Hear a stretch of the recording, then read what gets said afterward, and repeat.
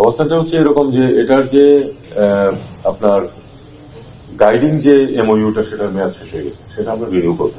এটা হলো প্রথম কাজ, রিনিউ করবো আমরা, রিনিউ করবো। তারপরে স্পেসিফিক প্রজেক্টের ব্যাপারে তো আরো অনেক ডিটেলস আলোচনা লাগবে। তবে বাংলাদেশ অবশ্যই তার নিজের স্বার্থে সিদ্ধান্ত নেবে, এটা আপনারা নিশ্চিত থাকতে পারেন।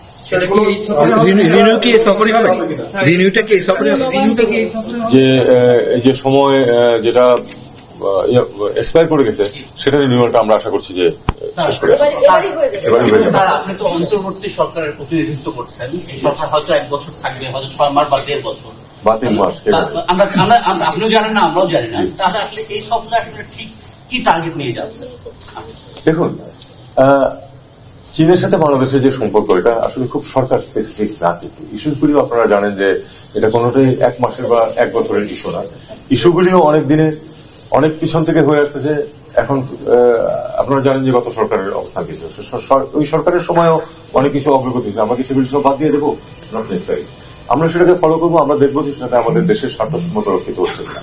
এবং এই যে প্রসেসটা যেটা, এটা কিন্তু অনগোয়িং প্রসেস। আমরা যখন চলে যাব, এই সরকার যখন থাকবে না, তখন পরবর্তী সরকার এসে কিন্তু বলবে না যে এর সবকিছু বাতিল, তা কিন্তু হবে না। বৈদেশিক সম্পর্কের ক্ষেত্রে আমাদের কিছু শর্টকামিং হয়তো আছে, অন্যান্য অনেক দেশে তো কোনো ধরনের কোনো পরিবর্তন হয় না। আমাদের এখানে খানিক পরিবর্তন কখনো কখনো করতে হয় সরকারের চরিত্রের কারণে। কিন্তু আমি মনে করি না যে যেহেতু আমাদের সরকারের মেয়াদ নির্দিষ্ট নয়, এবং যেহেতু এই সরকারের খুব দীর্ঘদিন থাকবে এমন কোন পরিকল্পনা নেই, এই জন্য যে আমাদের যে দ্বিপাক্ষিক সম্পর্কের যে বিষয়গুলি আছে, চীনের সাথে হোক বা অন্যান্য দেশের সাথে হোক, সেটা কিন্তু আমাদেরকে বাদ দিলে চলবে না। আমাদেরকে সেটা এমনভাবে করতে হবে যে এটা সরকার দেশ করছে। তারপরে আমাদের পক্ষে যেটুকু সম্ভব আমরা করবো, আমাদের যারা পরে আসবেন তারা সেগুলিকে ফলো আপ করবে। আমার সহকর্মী যে প্রশ্নটি করেছেন, আমি আরেকটু পরিষ্কার করতে চাই। তিনি বলছিলেন যে তিস্তা নিয়ে চীন অনেক দূর পর্যন্ত ফিজিবিলিটি যাচাই করে তারা এক ধরনের পরিষ্কার বার্তা দিয়েছিল যে আমরা তোমাদের কাজ করতে রাজি আছি তোমাদের সাথে। কিন্তু ভারতের সাথে আবার সাবেক প্রধানমন্ত্রী যাওয়ার কারণে বলা সেটি তাদের কাছে চলে যায়, বা এই ধরনের একটা বিষয় ছিল। এই মুহূর্তে আমরা শুধু কি তাহলে আমাদের তিস্তার যেই আপনি বলছেন যে নবায়ন করবো শুধুমাত্র যে এমইউ, সেখানেই থাকছি, নাকি এটা নিয়ে আমরা ফার্দার একটু অগ্রসর হব?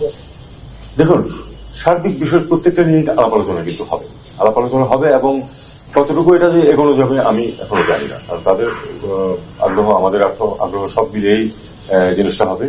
তবে এটার যে ওই গাইডিং যে যেটার অধীনে এই জিনিসটা হবে, সেটা কিন্তু আমরা করে আসছি। তারপরে এটা নিয়ে, এটা তো প্রজেক্ট নিয়ে নেগোসিয়েশন তো হলো এর পরবর্তী বিষয়।